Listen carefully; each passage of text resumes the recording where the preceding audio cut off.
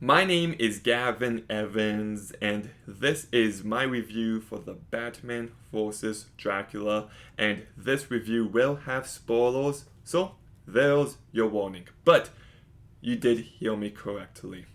This movie is Batman against Dracula. Like, who thought we would ever see a movie like this exist? But it does, and it's actually far better than given credit for. Is it on the level as Batman Mask of the Phantasm, Batman Beyond Return of the Joker? Absolutely not. But I do still think it's entertaining, and it delivers in giving us Batman against Dracula. Like, that's all I want from a movie with this title. And if you know me, you know I love Batman. He's been my favorite superhero forever. And if you also know me, you know I love vampires. So to see these two completely different things I love come together just makes me very happy. It really does. Like, I've seen movies where people are trying to attack vampires with stakes and garlic and crucifixes, but to watch Batman lace his batarangs with garlic, there's just something about it that it's just great. I really enjoy it. And this movie is actually far darker than you would expect. Like, the Batman is rated C8, it is for children. But there's a scene at a blood bank which is like Joker just bathing in blood. Like, that's just insane to me. It's a great disturbing moment, but like they really do push the limits here, and I appreciate that. Um, I do love how Dracula reveals himself to Bruce Wayne. His name Doctor Alucard, and then he writes it on the tray and looks at it in the meal. When I was a kid, that blew my mind. Like, holy crap, that was such a great moment, and I still enjoy that moment here. I like how we see the citizens of Gotham turning into vampires, the lost ones. That's really great. I also like this romance between Bruce Wayne and Vicky Vale. It's actually handled very well in how they tie Vicky Vale into the plot of everything going on with Dracula is quite seamless. You know, I do think the last act has some real stakes. It can be very intense, and I also enjoy seeing the cops go after Batman. It does remind me of that one scene from Mask of the Phantasm, just not as good, but still very entertaining. I like seeing Vampire Joker, and I like watching Batman trying to find a way to kill the vampires. And then the final act just, like I said, it delivers. The stakes are there, and watching Batman take down all the lost ones is very entertaining.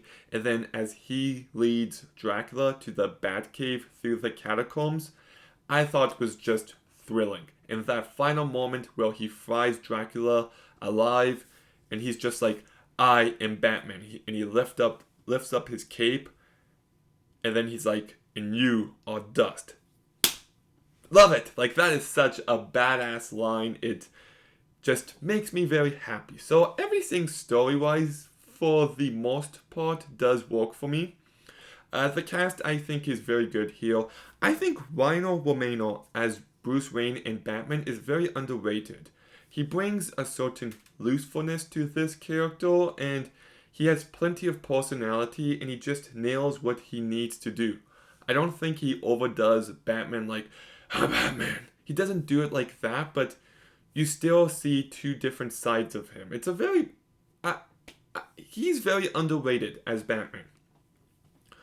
Peter Stormare as Dracula, I think, did a good job. He brings a proper amount of menace to this character, and he nails the accent without going too over the top. Tara Strong as Vicky Vale, I thought, did a really great job. Very likable. Tom Kenny, I'll touch on Penguin in a bit, but I thought he was very annoying. Kevin Michael Richardson, I think, is very underrated as the Joker. It's a very great and unique take on the character, and Alistair Duncan as Alfred does a good job. The animation, I do think, is quite nice. It's got some nice atmosphere. I like the design of the Lost Ones. I love that shot of Dracula's eyes over the city. That's really great. And I like how he has this classical sounding music, and then Batman has this electric sounding music, and the collision of those two sounds works really well for me. And now on to my negatives.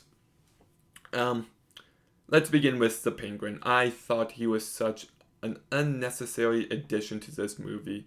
He was annoying, he got on my nerves, and the comedy with him does not land. The Joker, I think, is well used, but I find it very odd that he dies early on and then he comes back, but there's no real explanation given. Like, if you're going to bring him back, use Dracula to do so, or something like that. I just felt like there was some very odd decisions there. I think there's a few different moments in this movie where there's like a snapshot approach, where instead of things flowing, it's like someone's taking a picture and you're seeing each next picture. I don't like it. I think it takes away from some moments. But yeah, this movie I still enjoy. I think it's a good time. It gives me Batman against Dracula. You've got some great vampire mythology going on here that maybe they could have leaned into a bit more. You've got some great Batman action here. I like the romance. I think there are some stakes. It ends in a very satisfying manner. It's not going to change your life, but I still quite like this movie, so I'm giving The Batman vs. Dracula a 7 out of 10. If you want to hear a hot take, I think this is actually my favorite Dracula movie. It might just be. But yeah, check it out if you haven't. Which I just gave away the entire movie. But anyways, The Batman vs. Dracula. Have you seen it? What do you think? Let me know in the comments down below. Make sure you like, comment, subscribe. Stay tuned for more videos soon. And Gavin,